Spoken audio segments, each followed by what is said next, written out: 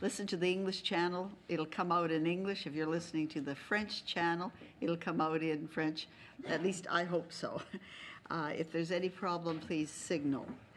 So we're very pleased that today we had heard from witnesses before the elections, and now with a new parliament in Venezuela, I'm pleased to have before us Mr. Luis Florido, President of the Standing Committee on Foreign Affairs, Mr. Williams Davila and Mr. Luis Emilio Rodon Hernandez, who are both members of the Standing Committee on Foreign Affairs, and Mr. Freddy Guevara, President of the Standing Committee on Oversight of Government Operations and Public Accounts.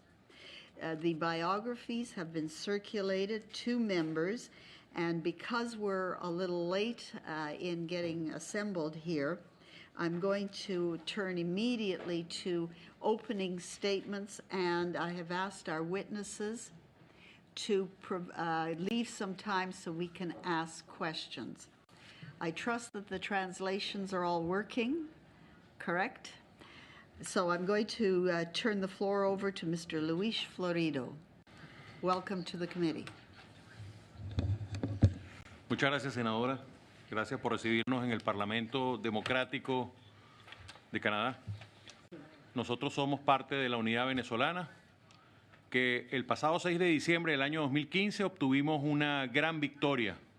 Una victoria que fue esperanza para el pueblo venezolano que exigía, que pedía cambio.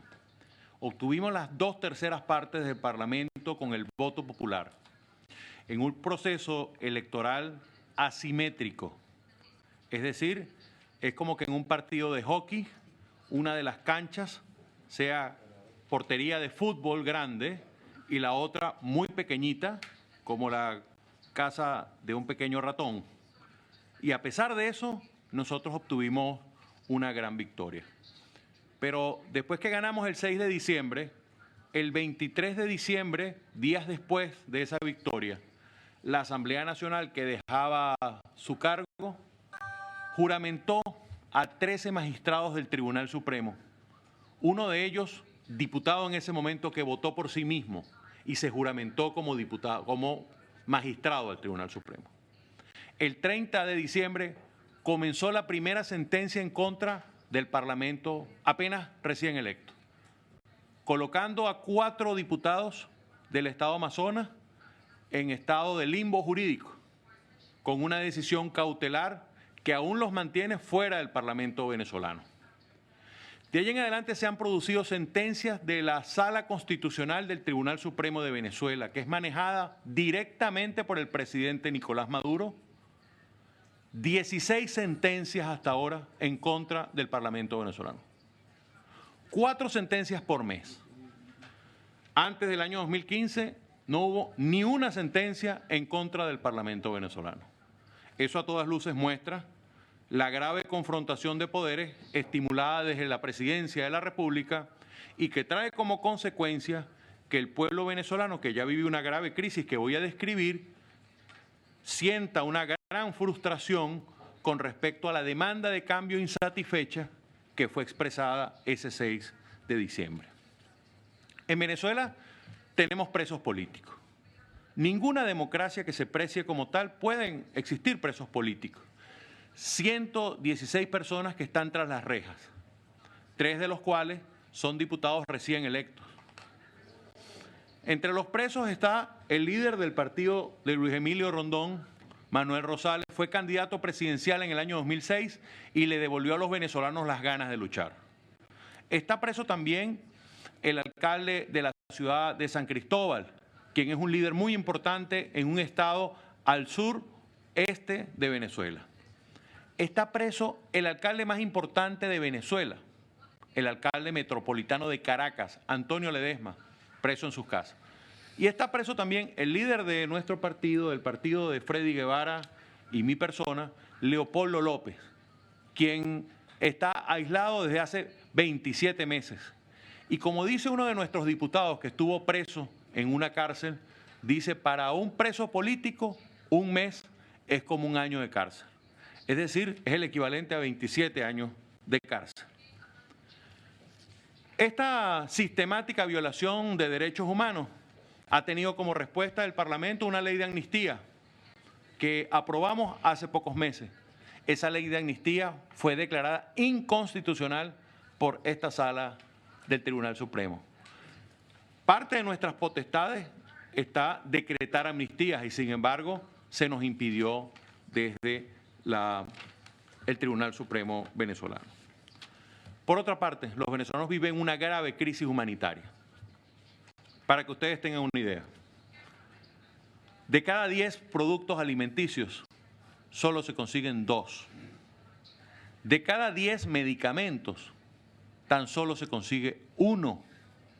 Recientemente visitaba un hospital en una ciudad, la ciudad de Carora, en mi estado Lara, y le preguntaba a los médicos, ¿qué hacen ustedes cuando un paciente convulsiona? Me respondieron, lo acompañamos, le tomamos la mano y lo vemos morir. Porque no hay una pastillita que es el anticonvulsionante que impide que se muera la persona. Pero sí está ocurriendo con los pacientes del SIDA, los pacientes de la hemofilia, los pacientes del VIH, los pacientes de la diabetes, los pacientes del cáncer, los pacientes de enfermedades que a todas luces son enfermedades sencillas aquí en Canadá y que eran para nosotros una enfermedad que con una pastilla se resolvía. No hay medicamentos en Venezuela y el pueblo está muriendo. Esa crisis humanitaria se refuerza en un país que tiene 400% de inflación a la fecha y que la expectativa de cierre este año es de 750%, y se estima para el año que viene una inflación de 2.300% según el Fondo Monetario Internacional. Además, un país que recibió en los últimos 17 años 1.500 millones de dólares.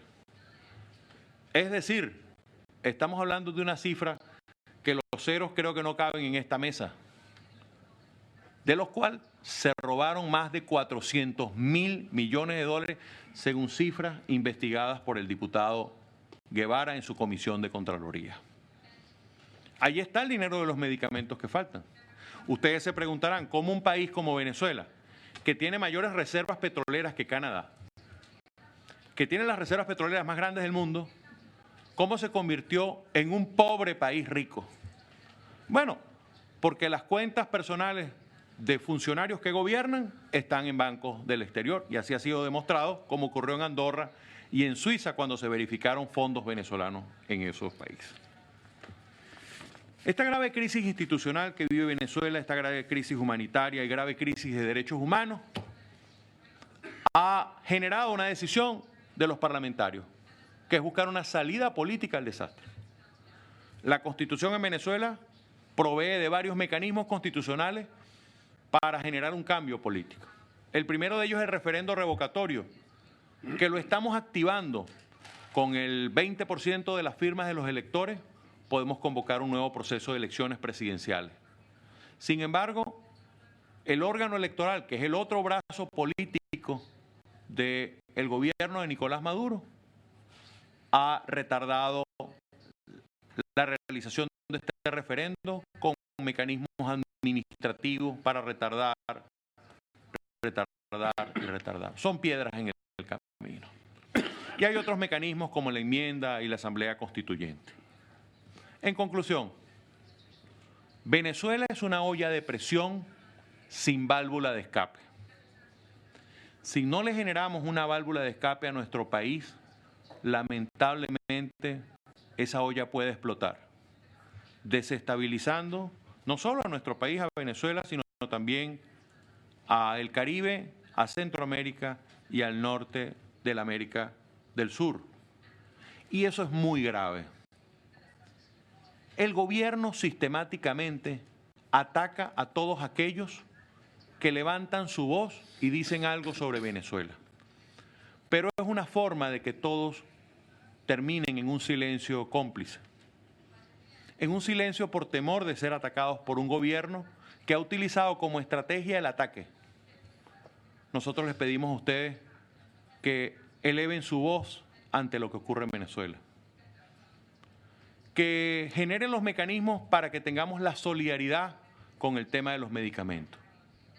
El solo hecho que los diputados de la Asamblea Nacional visitáramos la semana pasada al secretario general de la OEA, Luis Almagro, en Washington, ha generado que hoy tengamos en puertas un juicio por traición a la patria. Nosotros fuimos a la OEA a defender a la patria, a defender a nuestro país, a defender al pueblo que está sufriendo, a pedir que se proteja la democracia venezolana. Y la respuesta ha sido un juicio. Pero nosotros vamos a seguir adelante, porque lo que están viviendo nuestros presos políticos vale la pena.